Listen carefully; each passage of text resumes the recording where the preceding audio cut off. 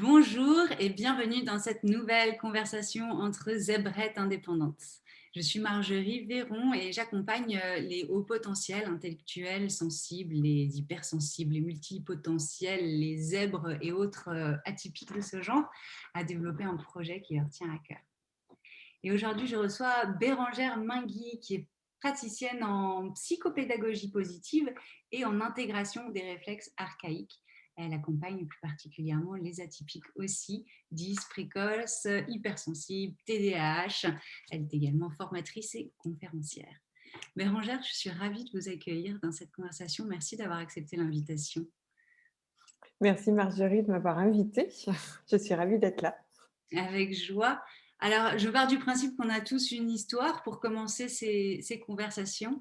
Je suis curieuse d'en apprendre un peu plus sur la vôtre et savoir comment on en arrive à travers votre activité Zebra à accompagner en particulier les zèbres avec les outils que vous utilisez aujourd'hui. Alors, je me suis intéressée au potentiel de fait de mon histoire personnelle, tout simplement. En fait, je suis maman de 2 enfants. Mon grand a 16 ans et ma petite a 9 ans. Et en fait, lors de son enfance, à mon grand, nous avons découvert qu'il commençait à avoir des petites difficultés à l'école, relationnelles, et on s'est posé beaucoup, beaucoup de questions sur notre éducation, sur notre façon de l'accompagner. Et de fil en aiguille, je me souviens de cette psy qui m'avait dit: «Mais il serait pas intelligent votre fils?» Alors forcément, je lui avais répondu: «Bah, forcément, vous demandez à sa maman et je vous garantis que c'est aussi le plus beau qui existe au monde.» Mais voilà, mais bon, de fil en aiguille, une fois qu'elle a posé cette question: «Est-ce que votre fils ne serait pas intelligent?» Bah, là où j'ai commencé à m'y intéresser plus particulièrement, et puis de fil en aiguille, j'ai découvert le monde de la précocité, le monde de l'hypersensibilité, et puis petit à petit, en fait, j'ai commencé à regarder comment faire pour l'accompagner dans sa scolarité, parce qu'il fait partie de ces zèbres qui ont des difficultés à se mettre, à apprendre. La peur de l'échec est très forte et du coup, si on n'est pas derrière lui, il peut se mettre en échec. Donc voilà, donc j'ai commencé à vraiment m'intéresser à tout ce qui était autour de l'accompagnement et la pédagogie des hauts potentiels. Et puis un jour, j'ai décidé d'allier, ce que je faisais dans mon monde professionnel. J'étais responsable communication et formation, avec ce que je faisais à la maison avec, mon grand.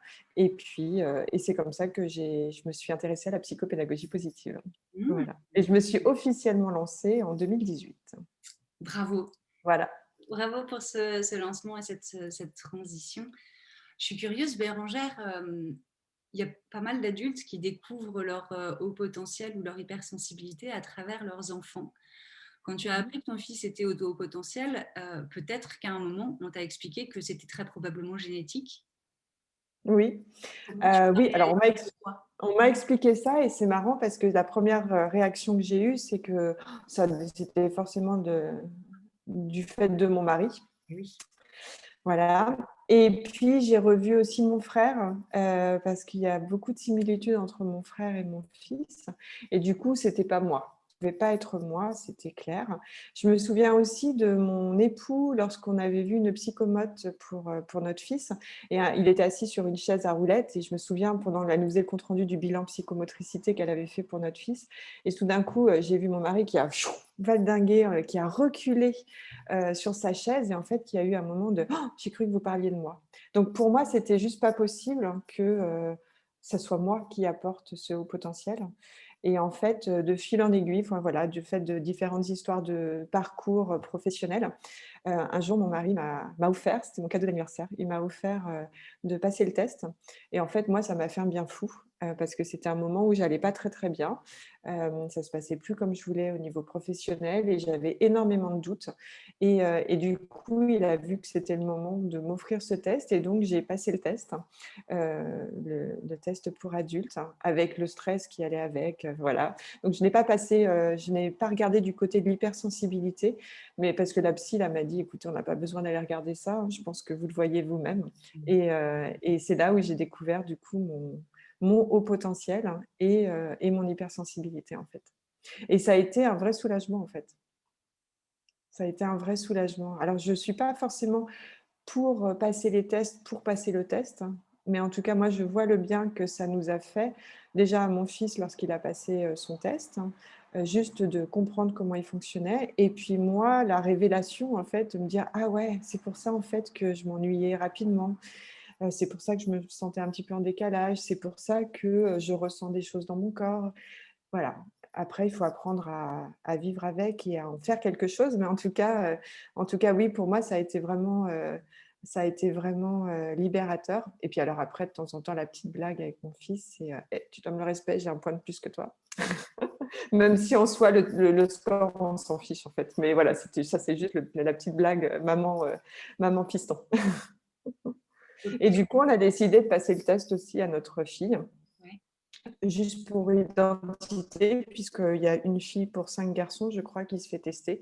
Donc, on a décidé de lui faire passer le test, juste, pour qu'elle le sache. Et puis, en fait, on n'en fait pas une affaire de famille. Finalement, les résultats sont là, et puis point. Mmh. Mais Merci. le jour où elle se posera la question, on pourra lui expliquer. Ouais, c'est ça, c'est ça. C'est Mmh. vraiment super que vous partagiez ça avec nous, parce que, c'est quelque chose que je vois de plus en plus. Ces femmes qui, quand elles apprennent le haut potentiel de leurs enfants, se disent: «Bah non, c'est pas ça peut pas être moi, ça peut pas être moi, c'est forcément leur papa», et puis qui se rendent compte avec le temps que, ben, en fait, si, elles sont tout à fait concernées et ce chiffre est assez important quand même. Une femme testée pour 5 hommes, ça prouve bien qu'il y a encore aujourd'hui beaucoup de formes de sexisme ordinaire et d'idées préconçues sur qui pourrait présenter les qualités, enfin les qualités, les sens du haut potentiel ou pas. Je ne sais pas si c'est un sexisme ou en tout cas, Hem, en fait, je pense que enfin, moi, j'ai toujours dit que j'étais la bonne élève. C'est-à-dire que j'ai sans être la meilleure de ma classe, j'ai jamais été la meilleure de la classe, même si j'étais dans le haut de la classe, mais jamais à être dans les meilleurs. Je me mettais un stress, assez fou, dans mes apprentissages. Je n'aimais pas, ne pas réussir et en même temps, j'avais mes bêtes noires, hein. Il suffisait qu'on parle de mathématiques et de géométrie pour que encore aujourd'hui, hein, pour que j'en perde mes moyens.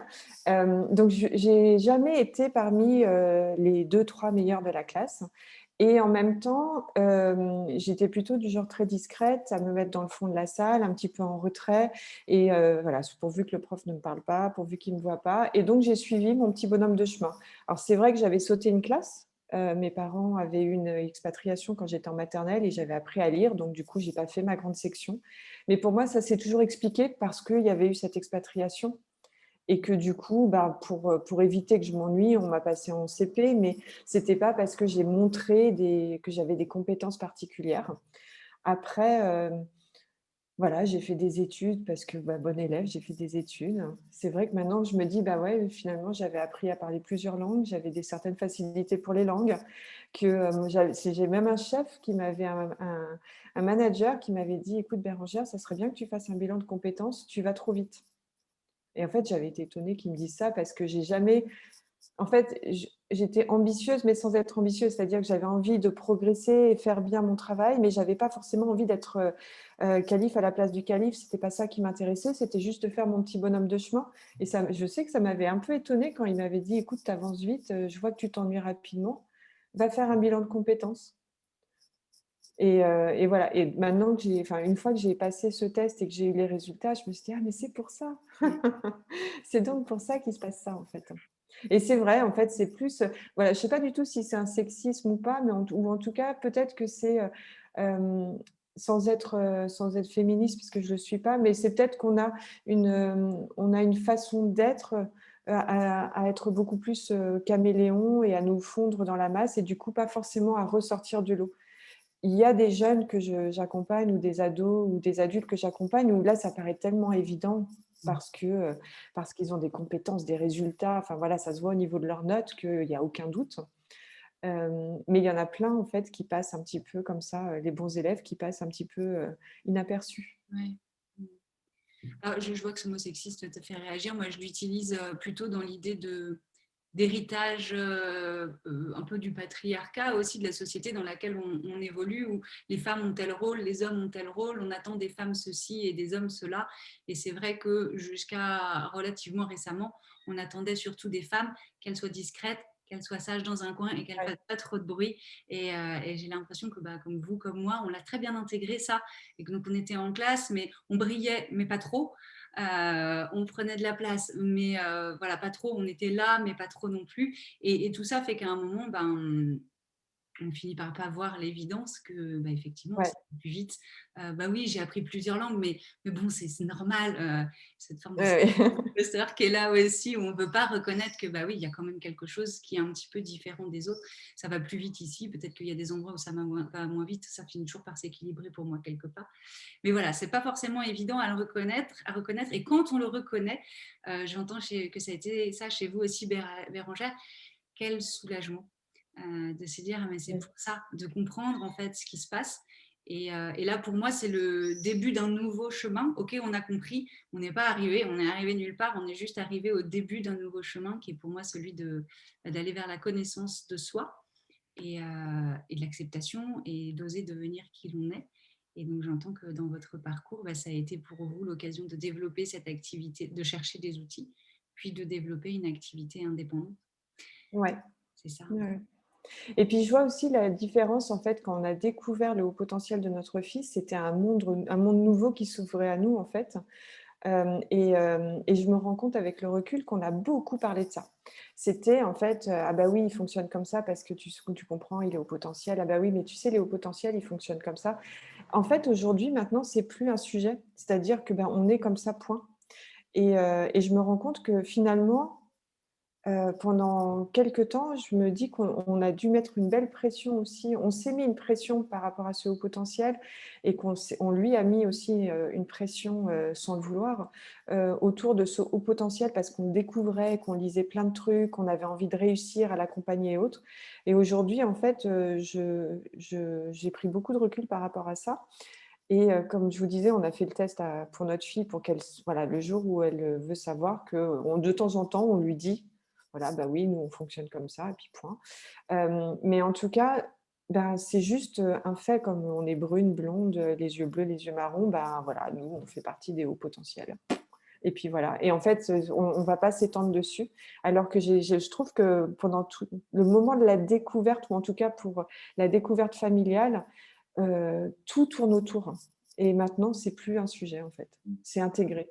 Et en fait, quelle libération une fois que c'est intégré. Et quel chemin aussi pour en arriver jusque-là. Je sais pas, certainement. Certainement. Pour vous, aujourd'hui, dans votre activité en tant que femme et indépendante et maman, alors là, moi, je considère que quand on cumule tout ça, l'hypersensibilité, la douance, la maternité, l'indépendance, on commence à être pas loin des Wonder Woman. C'est quoi les difficultés que vous pouvez rencontrer sur ce chemin-là et comment vous faites pour les dépasser? Alors déjà, j'adore. Franchement, je me suis découverte, comme je disais tout à l'heure, j'étais une bonne élève. J'étais une bonne élève et j'ai fait le parcours traditionnel, études, bac, enfin bac, études, et je suis rentrée dans une boîte où j'ai passé 20 ans, où j'ai évolué. Et avec beaucoup de peur quand j'ai quitté ma boîte parce qu'il y avait un certain confort. Et en fait, j'avoue que là, aujourd'hui, je m'éclate. J'adore ce que je fais. Je suis très peu payée parce que ça fait pas suffisamment longtemps que j'ai lancé mon activité pour, en tout cas, oser. Alors peut-être aussi, je pense que là, il y a de ça justement au niveau des femmes par rapport à notre héritage. Ne pas oser, c'est des grandes discussions que nous avons à la maison justement, où allez, c'est quoi ton prochain palier, c'est quoi ton prochain palier pour avoir une rémunération digne de ce nom.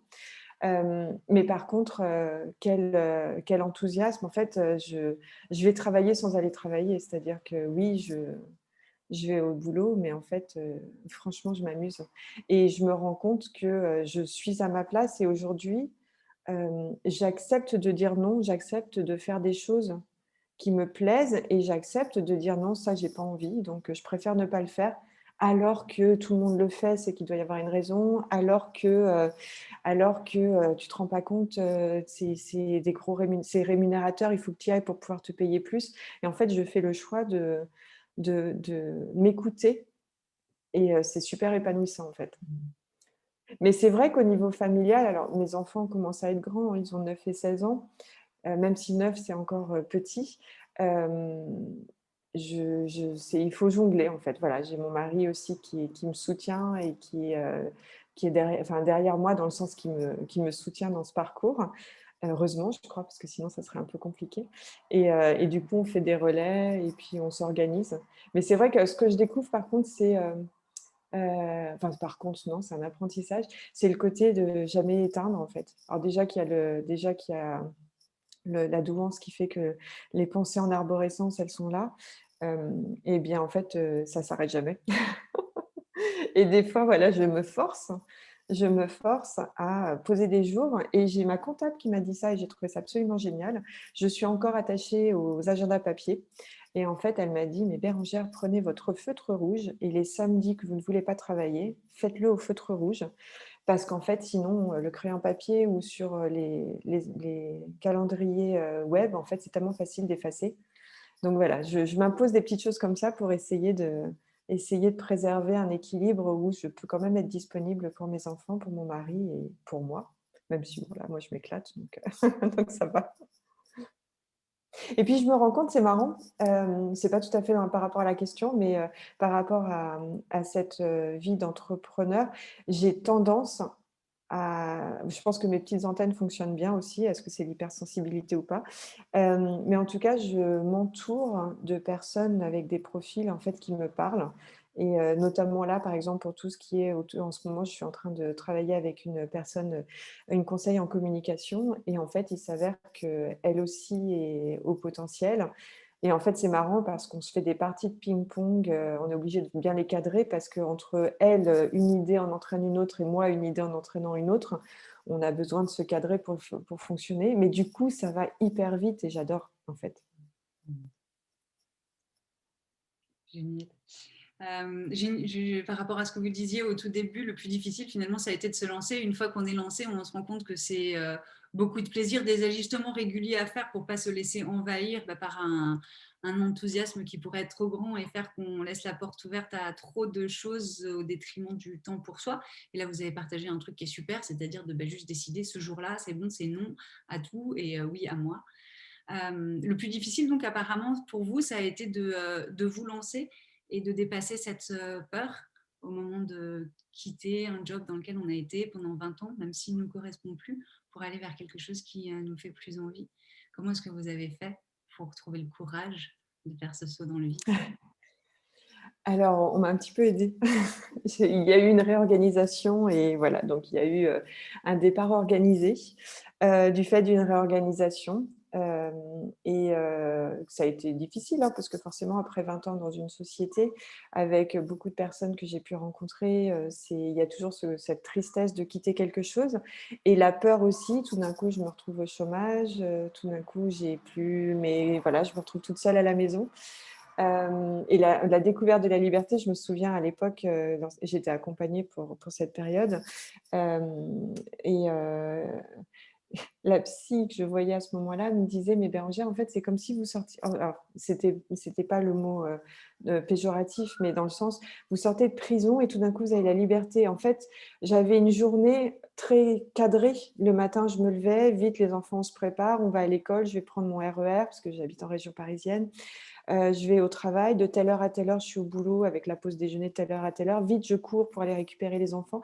Tout était hyper cadré et là, tout d'un coup, pouf, la liberté et au final, il y a cet ajustement à avoir qui est assez, en tout cas pour moi, qui a été un peu complexe parce que, ben, finalement, les journées passaient, j'avais rien fait et moi qui suis très dans le faire, hem, c'était difficile de s'adapter. Donc heureusement, j'avais en tête ma formation en psychopédagogie, donc qui commençait en janvier. Voilà, j'ai arrêté de travailler en juin. J'ai eu quelques temps pour moi avant de me former à partir de janvier et en fait, à partir de là, les choses sont allées assez vite et progressivement et j'ai eu énormément de chance. Enfin, ou en tout cas, j'ai saisi la chance parce que je me dis aujourd'hui, j'utilise cette hypersensibilité pour écouter les signes. Et donc, j'ai saisi l'opportunité. J'ai eu plusieurs personnes qui m'ont parlé des incubateurs et des accompagnements à la création d'entreprises. Et en fait, du coup, tout en étant au chômage, j'ai pu bénéficier d'un accompagnement en couveuse.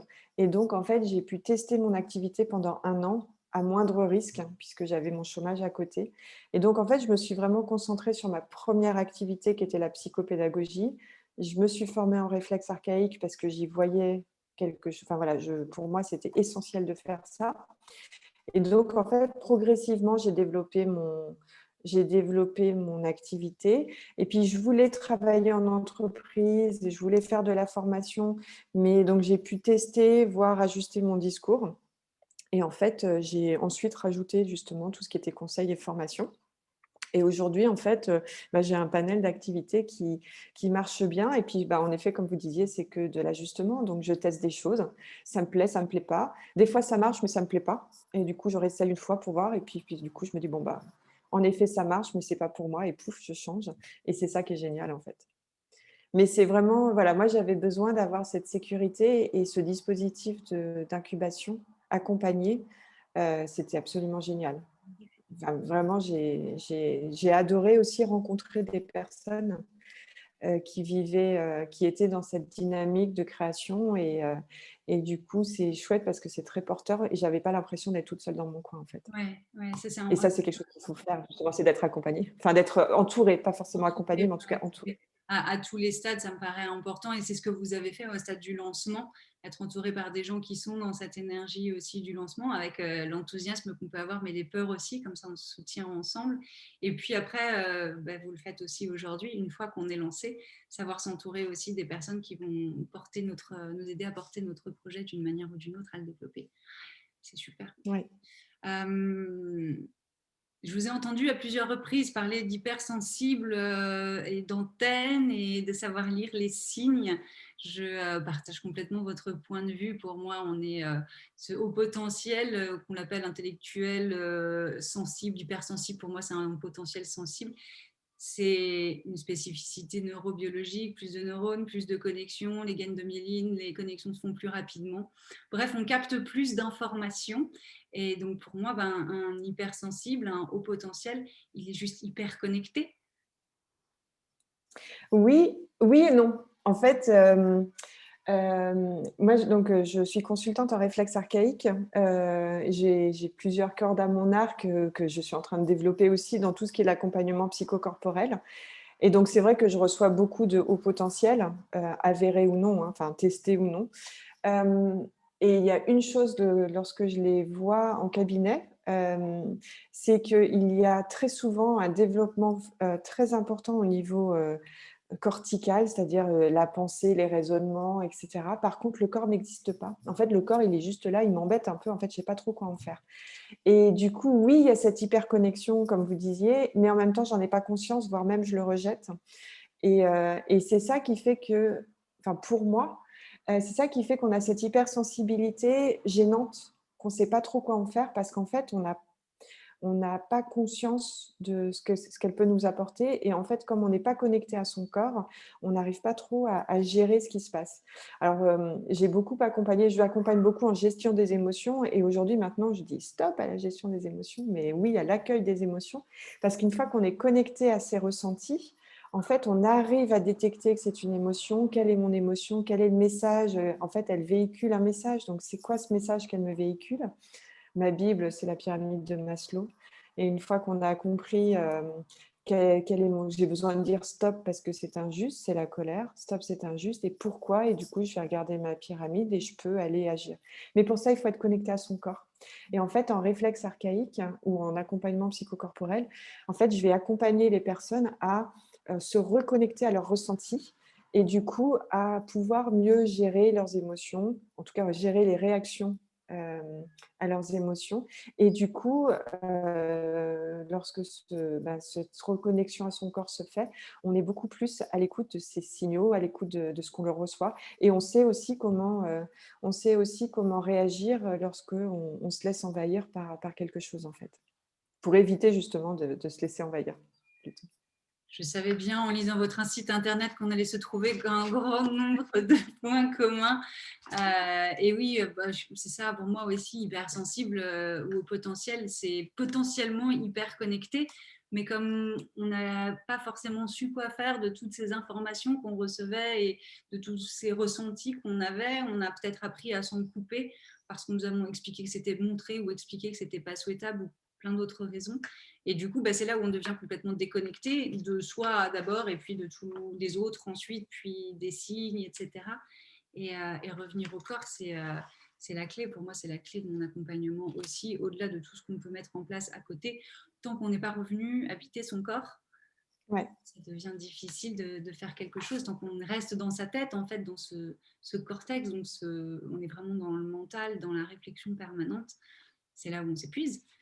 Ouais. Et c'est là où on ne sait pas quoi faire de ces émotions qui nous envahissent complètement, alors que les accueillir, c'est pas forcément un travail très agréable à faire, mais au début en tout cas. Mais finalement, on se rend compte de la beauté de cette sensibilité. Ouais. Et puis alors moi, je rassure, enfin j'essaye en tout cas de rassurer les personnes que j'accompagne ou lorsque je suis en formation, c'est de dire aussi, mais je vis pas dans un monde des bisounours et je me mets en colère. Voilà, et je sais que je surréagis encore. Mais en tout cas, maintenant, je sais pourquoi. Et c'est d'accepter ça, c'est d'accepter que ben voilà, moi, je suis hypersensible auditive, ce qui m'empêche pas de pas bien entendre. Mais en même temps, quand il y a trop de bruit, ça devient douloureux pour moi. Et je sais que ça peut me mettre en colère parce que, en fait, c'est trop, il faut que ça s'arrête. Mais que parfois, je ne fais pas cet effort de dire stop aux autres, hein. S'il vous plaît, allez jouer ailleurs. Enfin, quand les enfants jouent ensemble, ça chahute assez vite, ça fait du bruit. Et maintenant, j'arrive plus ou moins à leur dire, les enfants, ça commence à être un peu douloureux pour moi. Il vaut mieux aller ailleurs parce que ça va être explosif. Voilà. Mais en fait, c'est de vraiment accepter qu'on n'est pas justement des superwoman ou des superman et que en tout cas, on peut identifier ce qui s'est passé pour nous, alors qu'avant, on est juste sous polais et on ne sait pas pourquoi en fait. On est colérique et on ne sait pas pourquoi. On ne sait pas pourquoi on est rigide et qu'on a des routines et que chaque chose doit être à sa place. Et ça, c'est chouette en fait de réussir à ressentir. Et puis avec l'approche réflexe archaïque, là, il y a quelque chose, je trouve, que les personnes hautement sensibles ont tout le temps, en fait, en tout cas dans tous ceux qui viennent me voir, c'est ces réflexes de peur. Parce qu'en fait, j'ai des réflexes de peur qui sont très forts. Alors, soit dans le mutisme, hein, la paralysie par la peur, je perds tous mes moyens, je ne sais plus quoi dire, etc. Je me laisse envahir et ça me bloque. Ou alors les colères excessives ou les fuites excessives, j'abandonne tout et je préfère ne pas faire. Et toujours est-il qu'en fait, ce sont des réflexes qui sont très actifs et qui font que, du coup, tous mes sens, l'ouïe, la vue, l'odorat, le toucher, le goût, vont être en éveil pour récupérer, ils sont en vigilance permanente parce que tout peut être une menace et du coup, c'est ce qui fait que quand je suis au resto, j'arrive pas à me concentrer sur la conversation parce que j'entends toutes les conversations en même temps. Et en même temps, c'est ça qui va être fatigant dans la haute sensibilité. Et une fois que j'ai identifié que c'était ça, ça m'aide à me reconnecter à mon corps et ça me permet de diminuer l'impact de ces sens et du coup de plutôt les utiliser à bon escient ou en tout cas mieux les utiliser. C'est très intéressant ce que vous dites. Donc ce réflexe de peur, donc les réflexes archaïques, vous pouvez juste nous expliquer pour ceux qui nous écoutent et qui ne connaissent pas comment ça marche très rapidement. Et puis après, on reviendra sur ce réflexe non intégré. En fait, les réflexes archaïques, donc les réflexes, ce sont des mouvements involontaires. C'est comme des programmations de pilote automatique. Quand vous éternuez, vous avez les paupières qui se ferment, vous n'y réfléchissez pas. Ça se fait automatiquement, sinon vos yeux, vos globes oculaires vont partir. Vous ne réfléchissez pas à respirer, vous ne réfléchissez pas à pomper votre sang. Tout ça, ce sont des réflexes que le corps a mis en place, le cerveau a mis en place pour que le corps fonctionne bien. En fait, on dit qu'ils sont archaïques ou primitifs parce qu'en fait, la plupart apparaissent dans le ventre pendant la grossesse. Et après, on appelle ça des réflexes de vie, c'est pour ceux qui apparaissent une fois qu'on est arrivé au monde. Et en fait, ils vont nous permettre d'apprendre à utiliser notre corps. Donc ça, ils vont, à force de, vous savez, le bébé, on met le doigt, voilà, et puis il va serrer très très fort. Puis à force de faire ça, il va y avoir une période où c'est volontairement que l'enfant va prendre le cube, le stylo et le jeter par terre. Il va découvrir le mouvement volontaire et c'est lui qui va contrôler son corps. Et donc, l'idée, c'est que le réflexe archaïque, en fait, il est là pour nous protéger. Enfin, le réflexe est là pour nous protéger. Et il va se ranger dans un placard parce qu'on n'en a pas besoin. Voilà, on est volontaire dans notre vie et on sait ce qu'on veut. Par contre, si jamais on est menacé, si jamais il y a quelque chose qui nous menace, bah, si je tombe, hein, je vous le souhaite en tout cas, si vous tombez, vous mettez les mains devant vous pour vous rattraper. C'est le réflexe de parachute. Voilà. Mais des fois, pour X raisons, une grossesse qui était stressante, un accident, pas de quatre pattes pour X raisons, voilà, une maladie ou autre, parfois le réflexe ne s'intègre pas et il est encore présent et du coup, ben, en fait, vous avez beau essayer de garder les yeux ouverts en éternuant, le réflexe va vous empêcher parce que lui, il va être plus fort que le mouvement volontaire et il va prendre le dessus. Donc parfois, en fait, on a beau intellectuellement savoir qu'il faut gérer sa colère comme ça, on a beau savoir que, c'est comme ça qu'il faut réagir, c'est comme ça qu'il faut parler, c'est comme ça que, c'est comme ça, on se fait beaucoup d'injonctions. Mais si notre réflexe de peur est présent, en fait, il va s'activer de façon involontaire. On a beau se dire: «Je me concentre sur la conversation», ça n'empêche que la voiture qui passe, les enfants qui jouent dans le jardin, là, c'est le cas, chez les voisins, et ben, en fait, mon mon système auditif va aller capter l'information pour me dire: «Tout est OK, c'est bon pour toi».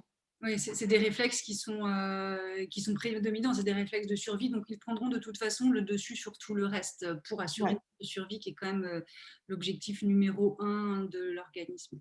Et du coup, ce réflexe de peur serait non intégré, enfin, vous avez constaté en tout cas c'était fréquent chez les personnes qui venaient vous voir que ce réflexe-là soit non intégré. Quelles pourraient être les causes de ça et comment est-ce qu'on fait pour réintégrer ses réflexes correctement? Alors les causes, elles sont multiples, hein. Ça c vraiment, il y a plein de choses. Comment est-ce que c'était une grossesse gémellaire ou pas? Est-ce que la maman était stressée ou pas pendant la grossesse? Est-ce que la maman a dû être alitée ou a pu bouger? Comment s'est passée la naissance? Est-ce que j'ai le bébé avait le cordon autour du cou? Est-ce que le bébé a été coincé? Est-ce que ça a été une césarienne? Enfin, il y a tellement de choses qui vont venir, impacter, je pourrais pas vous dire la cause exacte.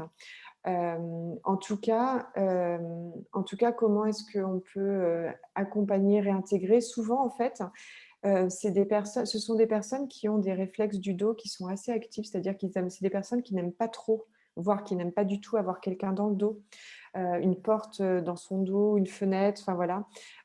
Qui sont sensibles, ils n'aiment pas trop le toucher ou dès qu'on leur fait des petites papouilles dans le dos, ça fait des petits frissons, ce genre de choses.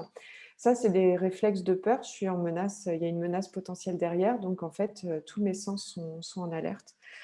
Et en fait, bah, après, ça va être des petits mouvements, par exemple, quelque chose qu'en ce moment, là, j'en ai plusieurs. Alors, est-ce que c'est lié au Covid ou pas? Je ne sais pas. Je n'ai pas assez de recul, mais en tout cas, il y a beaucoup de jeunes qui ont un développement des tics et des TOC et qui sont très, très sensibles. Et en fait, des fois, je prends juste un petit ballon, comme celui-là. Comme je suis au cabinet, je peux vous montrer. Voilà. Et en fait, je vais masser, voilà, un petit ballon à picot.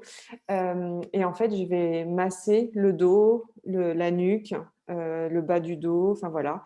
Et des fois, juste de faire ça, ça, c'est quelque chose qu'on peut faire chez soi tout seul, hein. On le met contre un mur et puis on se frotte le dos avec le ballon contre le mur, en allant vraiment passer la nuque entre les omoplates, les reins et autres. Et en fait, ça contribue à désensibiliser son dos.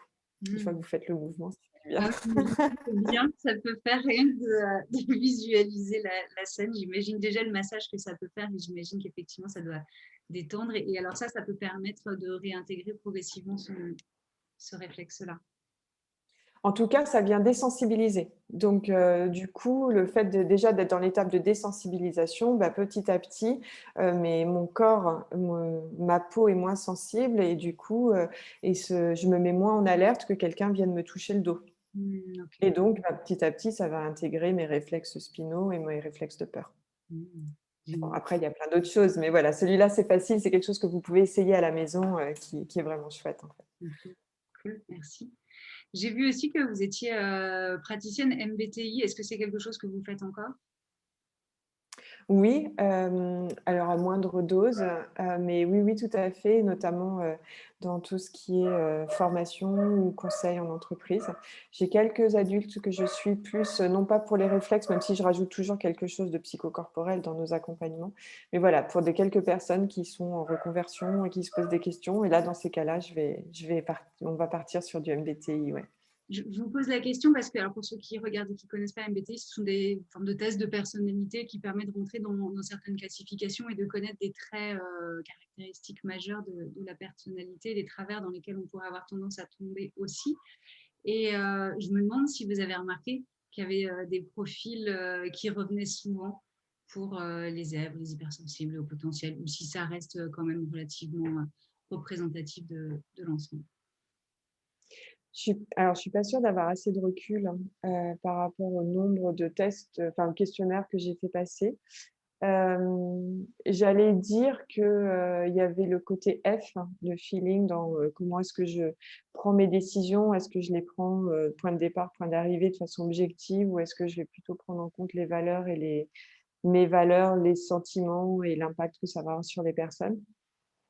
Mais finalement, ça aurait été une réponse, plus intuitive qu'autre chose, parce que non, en fait, en y réfléchissant bien, j'ai quelques profils qui sont très thinking et qui sont hypersensibles, mais qui sont hypersensibles, mais finalement qui ont une présentation, une façon d'être au monde qui est plutôt, avec des grosses carapaces, voire même, insensibles. Ils ont créé leur carapace d'insensibles, alors qu'en fait, dès qu'on commence à creuser, ils sont plutôt hypersensibles.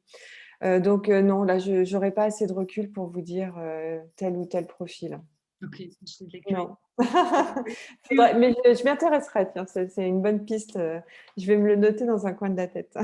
C'est de la curiosité personnelle pure parce que je trouve que ce test, il est assez intéressant. Après, ça reste comme tous les tests de personnalité, des cases dans lesquelles on va pouvoir se ranger. Ça nous aide pendant un temps pour se comprendre. Après, il y a un très grand effet Barnum aussi où on peut se retrouver parce que les phrases sont tellement larges et les cases sont tellement larges que voilà. Mais il y a quand même 16 profils où moi, j'avais trouvé pour moi quand même que c'était assez percutant et d'autres profils que je regardais où je me disais, donc clairement, c'est pas ça. Ouais, en fait, alors moi, j'ai pas retenu, ça c'est quelque chose que je dis systématiquement, c'est que les 16 profils, j'ai pas fait l'effort.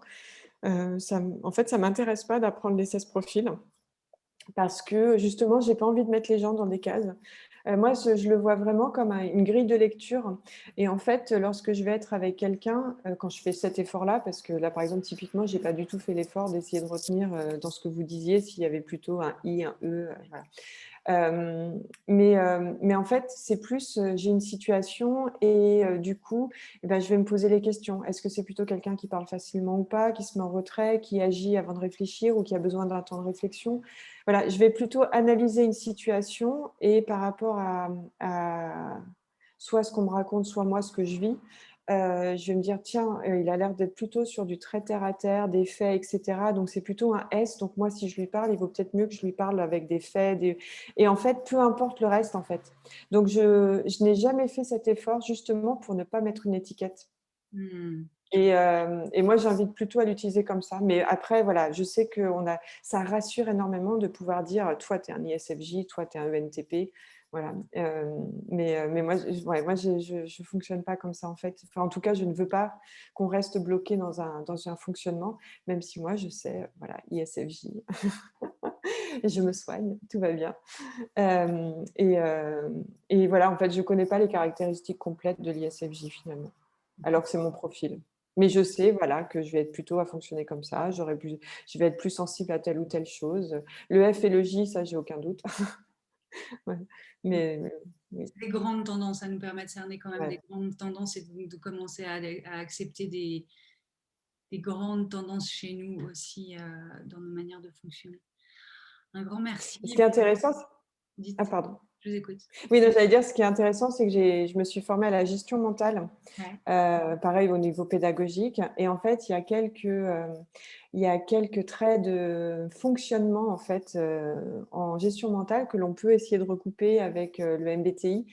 Et c'est là où on se rend compte qu'en fait, il n'y a pas un questionnaire ou un mode, enfin voilà, Par exemple, là, le disque ne me parle pas beaucoup parce que les couleurs, je trouve que c'est un instant T et que, voilà, alors que pour moi, le MBTI, c'est quelque chose qui est, on est gaucher ou on est droitier et ça, c'est quelque chose qui va nous suivre toute la vie et en fait, c'est apprendre à fonctionner. Mais c'est vrai qu'après, l'idée, c'est de trouver le questionnaire qui nous parle le plus et qui nous aide à mieux nous connaître, en fait. Oui, et puis souvent, ça va nous parler à un instant T parce que c'est ce type d'information qu'on avait besoin d'aller chercher. Puis une fois que c'est intégré, comme vous le disiez, pour le haut potentiel au début de cette interview, une fois qu'on allait chercher toutes les informations pour mieux comprendre et qu'elles sont intégrées, on n'a plus besoin, on laisse ça. Et puis après, le chemin continue, on va aller trouver un nouvel élément, une nouvelle part de nous à aller intégrer et creuser le sujet grâce à des tests ou d'autres lectures qui vont nous aider, ou des interviews. Et puis une fois que c'est intégré, voilà, c'est un chemin, quoi. À chaque chemin, il y a des étapes différentes. En tout cas, un grand merci Bérangère parce que je suis ravie qu'on ait abordé l'étape cruciale, indispensable et non négociable de la réintégration de son corps pour pouvoir avancer sur le chemin, parce que tant que ça, c'est pas fait, on va rester tellement dans sa tête et se couper de toute cette part d'humanité qui fait que on est ce qu'on est et qu'on se donne le droit d'être pleinement ce qu'on est. Est-ce Ouais. est-ce que vous avez un mot de la fin, quelque chose que vous auriez envie de partager avec les personnes qui nous regardent et en particulier avec les femmes qui seraient très sensibles, qui peut-être se reconnaîtraient éventuellement dans le potentiel intellectuel, encore que faut voir, et qui rêvent d'indépendance ou qui se lancent juste dans l'indépendance? Alors déjà, un grand merci de m'avoir contactée. J'ai adoré cette conversation. Merci beaucoup. Un mot de la fin, j'ai envie de dire oser. Voilà, oser. J'avais été en formation juste avant de quitter ma société et je me souviens euh, d'avoir trouvé mon mantra à cette occasion-là, qui était le plaisir d'oser, la fierté d'avoir réussi. Mais le plaisir d'oser et en fait de s'écouter soi-même et de se faire confiance. Mhm. Ouais, vraiment se faire confiance et de s'écouter. Si vous ne le sentez pas, c'est qu'il y a un truc. Et puis il y aura autre chose qui va se présenter en fait. C'est quelque chose qui m'accompagne beaucoup, donc je vous souhaite de vous reconnecter à vous-même et puis de vous faire confiance dans vos ressentis. Merci. Merci Bérangère d'avoir Merci. partagé cela. Si cette conversation vous a plu, cette conversation entre zébrettes indépendantes, vous en retrouverez d'autres sur cette chaîne YouTube, des profils assez différents, des femmes beaucoup courageuses, toutes en tout cas, elles ont osé. Un grand merci Bérangère et à bientôt j'espère. Merci Marjorie, à bientôt. Je ne le précise pas, je ne l'ai pas précisé, si on veut vous retrouver, c'est sur votre site internet zibra.fr. FR. Oui, Zybra, zybra.fr, tout à fait. Merci Marjorie. Un grand merci Bérangère, à bientôt. À bientôt, au revoir.